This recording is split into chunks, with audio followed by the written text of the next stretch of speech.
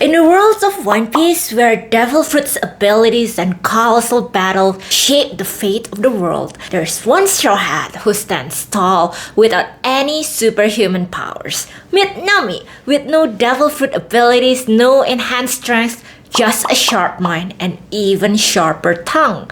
Nami is the Straw Hat that I admire the most. I love One Piece. I absolutely love each Straw Hat pirate.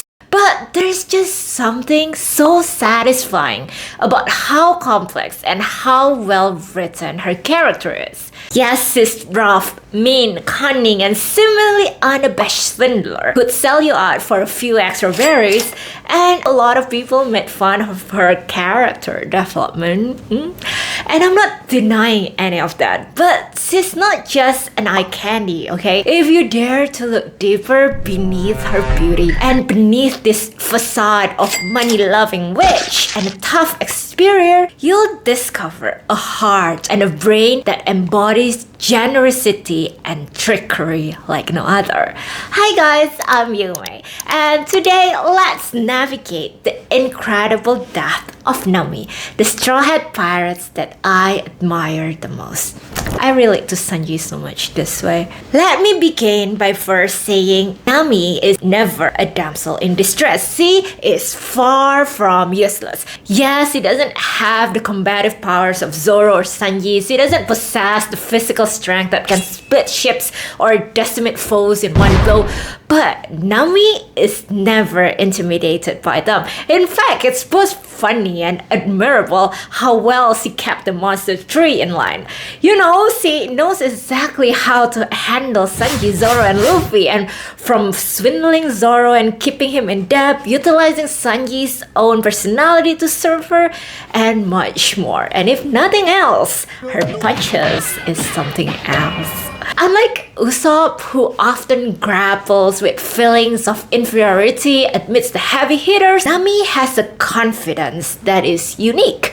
Despite not having overwhelming physical power, she has never once doubted her place among the Straw Hats. But why? It's because Nami understands her worth. Her knowledge of navigation and the sea is unparalleled, perhaps the best in the world. And in the unpredictable waters of the Grand Line, her skills are not just valuable, they're essential.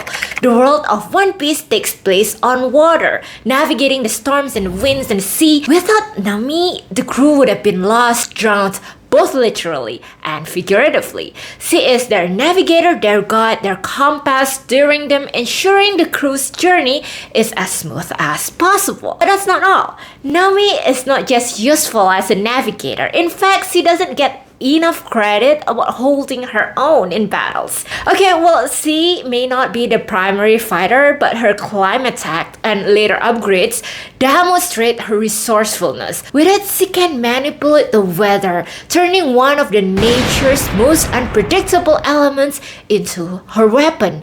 Not only highlights her intelligence, but also her adaptability. As I've said earlier, the weather and the sea is the one thing that is outside human controls. Doesn't matter how powerful your Devil Fruit's abilities are, the sea can render you dead in seconds. So Nami, this normal human girl with no haki, is the one who can command this indomitable force of nature. We take Nami's confidence for granted, but it takes such incredible mental strength and wit to stand tall against the marines, the Yonkos, the storm, and the seas, and use everything, literally everything. The temperature of the room, the humidity, the wind, the thunders, and the opponent's strength and weapons. Everything around her as her weapon. The very essence of her weapon, the climb attack, is a marvel. It's not about brute strength or raw energy, but about understanding and harmony. At her essence, Nami is a manipulator. At just 10 years old, she uses her intelligence and map-making skills to bargain a deal with Arlong. And as she grows up, she manipulates and swindles men left and right with her beauty. And now she gains the ability to manipulate even the weather. I love how we never lost the essence of Nami. Once he was saved by Luffy at the Arlong Park arc, he doesn't suddenly transform into this sweet girl that now her past is resolved. No, she remains who she is. She is still this cunning, witty witch, true and true.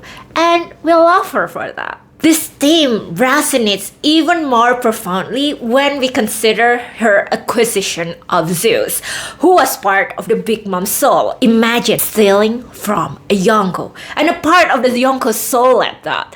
In tricking, befriending, and incorporating Zeus into her arsenal, Nami didn't just gain a power-up, she symbolically tamed a fragment of one of the most potent forces in One Piece. The fact that thunder, a cloud, an embodiment of the unpredictable nature, and once a symbol of Big Mom's overwhelming power, chooses to follow her, is the testament of Nami's allure, her wit, resourcefulness, and adaptability. So while Nami may not have the raw combat strength of some of her peers, her value to the crew is unquestionable. She exemplifies that power isn't just about physical might.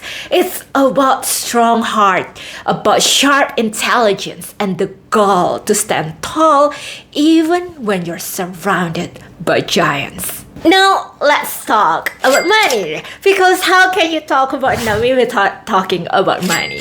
Nami's relationship with money is one of the most intriguing and multi-dimensional aspects of her character. Ask any One Piece fan to describe Nami and they will say that she loves money. With her very eyes, someone who haggles at every opportunity, her introduction painted her as a thief, swindler, driven by the desire to accumulate wealth.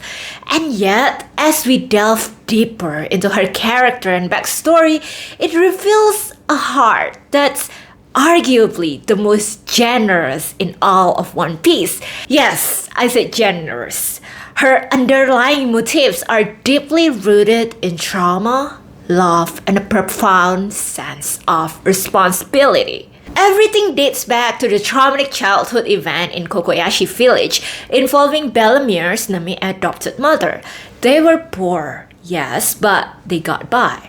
But it's when the fishman Arlong and his pirate crew descended upon their village, demanding exorbitant taxes from each villagers, Bellamir's inability to pay both herself and her two adopted daughters proved costly. Facing a heartbreaking choice, Bellamir sacrificed her own life, paying only for her two daughters at the expense of her own.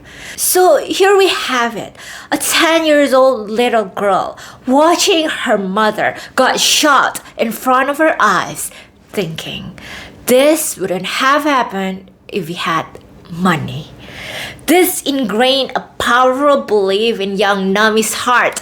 Money equates to freedom, to security, and above all, to life. Imagine the strength that it needs for that little girl to swallow her hatred, her tears, swallow her emotions, make a deal with Arlong, the man she hated the most, and worked with him for years to buy back her village. It's unbelievable.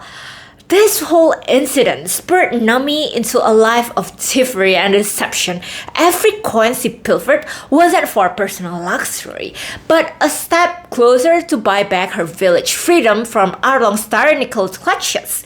Nami doesn't love money for the sake of money. It's a tool, a means to an end, and not the end itself. Her greed may seem materialistic on the surface, but it is extremely selfless at its core. Oda's One Piece isn't just a fantastical adventure about pirates seeking the ultimate treasure. It's a profound exploration of human nature and the societal flaws. One of the recurring themes in the story is the influence of money and corruption in shaping the world and its characters. Throughout the series, we encounter societies and kingdoms that got destroyed, due to greed.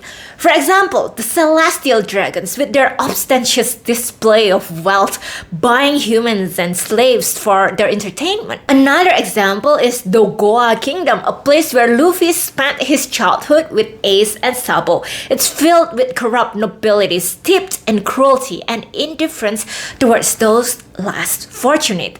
Their obsession with maintaining a facade of opulence led to them burning down entire villages, mercilessly casting away those deemed impure to the trash mountain known as the Great Terminal.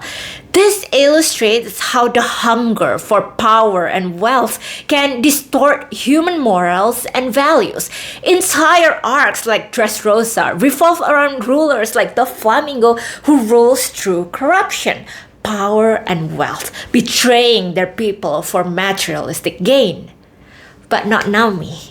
Nami uses money as a tool and a facade to help others. For example, in the Alabasta arcs, we see how she exclaims she is only helping Vivi to get back to Alabasta because Vivi is a princess and Nami can get a lot of money out of her. But as we clearly see, she goes way above and beyond to help Vivi, and it's just very clear. She helps Vivi because Vivi is her friend. Nami's claim to prioritize money often serves as a convenient facade for her love for her friends.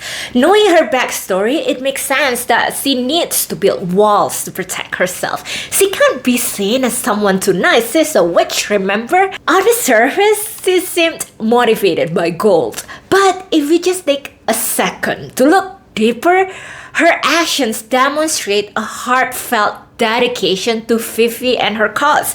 Nami cleverly uses money as an excuse, keeping her vulnerable emotions protected under layers of transactional pretense. One of the most touching instances is when, after acquiring a huge treasure for the adventures in Skypiea, Nami is immediately the one who thought about using their wealth to repair their ship, the Going Merry.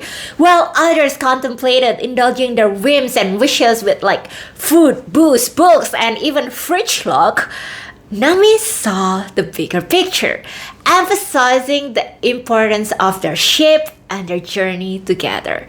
And she does it in the most Nami way possible, in pretending to take the majority of the money away for herself, only to reveal later in her true intent of fixing Merry. Another poignant scene is during the Saobody arc when Nami, without hesitation, offers all her money to save Cammy from the human auction. Here we see the clear contrast on how money is used by the leaders of the world versus how Nami uses it. At that auction house, the celestial dragons use their money to buy humans for their entertainment. But Nami was there too, and without any hesitation, she wanted to use her money to save a friend. The true genius of Oda's storytelling lies in such ironies. In a world where corruption runs rampant, where wealth often dictates one's morals, Nami, with her exaggerated materialistic tendencies, someone who is perceived as money-hungry thief, stands as a beacon of selflessness. And isn't that just so beautiful? So that's why I admire and love Nami so much. She is a real girl. She is flawed and mean, but she is strong, intelligent, and most importantly, she is the most selfless girl I know. Thank you so much guys for watching this video. I hope you enjoyed it. Leave a like and comment about what makes you love Nami. I truly think the depth of her character is often overlooked by a lot of people. If you're new here, please subscribe to my channel. I have some very exciting anime and character analysis coming up. Thank you and see you next time. Bye bye.